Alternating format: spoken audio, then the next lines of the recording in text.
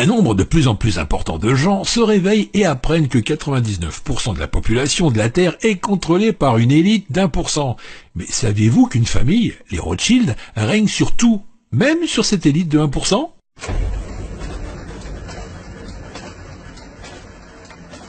Dans la discrétion, la dynastie Rothschild est incontestablement la lignée la plus puissante de la Terre et leur richesse estimée est d'environ 500 000 milliards d'euros. Oui, 500 000 milliards d'euros. Selon les experts, les Rothschild détiendraient en fait 500 trillions, soit 500 millions de milliards d'euros. Waouh! Eh bien, sachez que si les Rothschild distribuaient leur argent à chaque être humain, sur Terre, cela ferait plus de 100 000 euros par habitant. Sympa, non? Tout cet argent provient des banques détenues et contrôlées par la dynastie Rothschild, et la liste de ces banques centrales se compte en centaines. Je vous en cite les plus connues. Allez, c'est parti. Il y a la Banque d'Algérie, la Banque centrale d'Argentine, la Banque nationale de Belgique, la Banque centrale du Brésil, la Banque du Canada, la Banque populaire de Chine, la Banque nationale du Danemark, la Banque de France, la Banque d'Israël, la Banque du Japon, la Banque du Maroc et la Réserve fédérale des États-Unis. Et oui, la liste est très longue, n'est-ce pas? En l'an 2000, la dynastie Rothschild contrôle toutes les banques, sauf 7 banques centrales de ces pays. L'Afghanistan, l'Irak, le Soudan, la Libye, Cuba, la Corée du Nord et l'Iran. C'est pas une coïncidence si ces 7 pays ont connu des perturbations et des guerres dans leur pays. Par exemple, en 2001, les États-Unis envahissent l'Afghanistan. En 2003, les États-Unis envahissent l'Irak. En envahissant ces deux pays, les Rothschild ont réussi à poser leurs mains sur la plus grosse banque du Moyen-Orient, qui est la Banque d'Irak.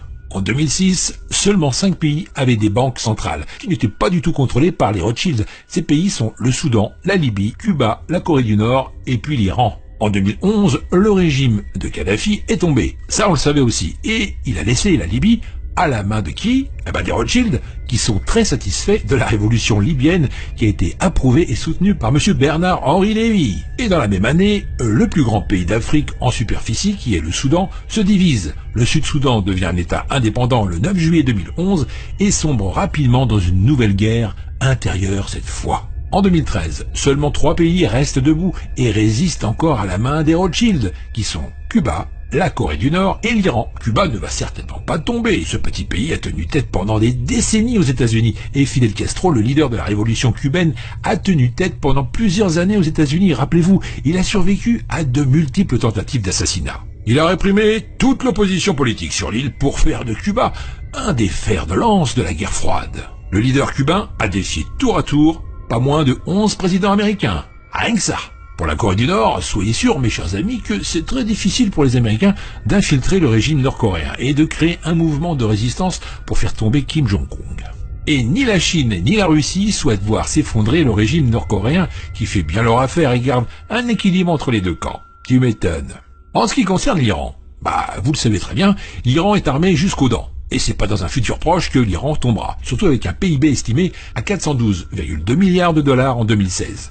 L'Iran est la deuxième économie de la région du Moyen-Orient et de l'Afrique du Nord, après l'Arabie Saoudite. Sa population estimée à 78,8 millions d'habitants en 2015 place également le pays au deuxième rang des pays les plus peuplés du Moyen-Orient, derrière l'Égypte. L'économie iranienne repose sur le secteur gazier et pétrolier, l'agriculture et les services se caractérisent par une présence notable de l'État dans l'industrie manufacturière et les services financiers. L'Iran occupe, lui, le deuxième rang mondial des pays producteurs de gaz naturel et le 4e rang pour ses réserves de pétrole prouvées. Donc c'est simple, n'attendez pas un renversement du régime iranien au futur. Voilà encore plein de contenu pour vous faire plaisir et pour vous apprendre des choses sur cette chaîne. J'espère que ça vous a plu. Partagez la vidéo avec vos amis sur Facebook, Twitter et les autres réseaux sociaux. Pour moi, je vous retrouve dans la prochaine vidéo qui s'affiche sur l'écran maintenant. À tout de suite, ou alors à bientôt. Ciao.